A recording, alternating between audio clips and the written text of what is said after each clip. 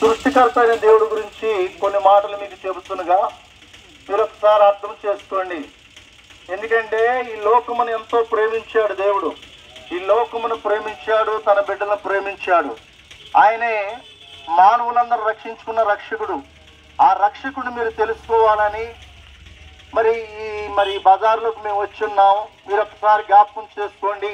ఈ సత్యమైన దేవుడు, పరిశుద్ధుడైన దేవుడు, ప్రేమ కలిగిన దేవుడి గురించి మేము వివరిస్తున్నాం.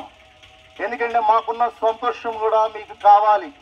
ఈ సంతోషం ఎక్కడి నుంచి వస్తుందంటే డబ్బుల వల్ల వస్తుందా, మరి ధనం వల్ల వస్తుందా, ఆస్తి వల్ల వస్తుందంటే ఈరోజు అన్ని కోట్లు ఉన్నా కానీ మనిషికి నెమ్మది లేదు, సమాధానం లేదు, శాంతి లేదు, కుటుంబంలో నెమ్మది లేదు.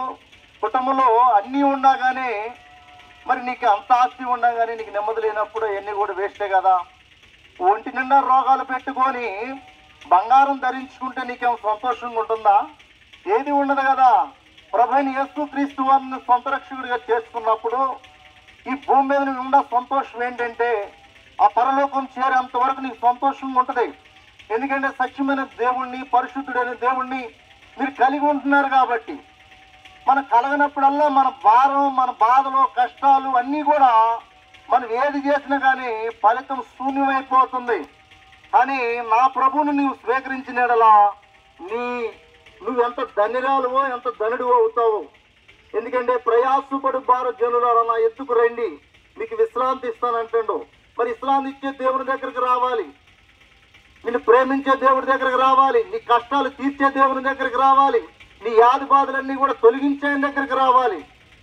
ఎందుకంటే నిన్ను సృష్టించిన ఆయనకే భారం తెలుసు. మరి నీ ఏదైనా సరే, నువ్వు ఏ పరిస్థితిలో ఉన్నా సరే, ఈ సాయంకాల వేళ ఈ సర్వశక్తుడైన యేసుక్రీస్తు వారిని నీ హృదయంలో చేర్చుకుంటే నీ ధన్యత ఎంత గొప్ప ధన్యత అంటే సంతోషం పట్టలేని ధన్యత.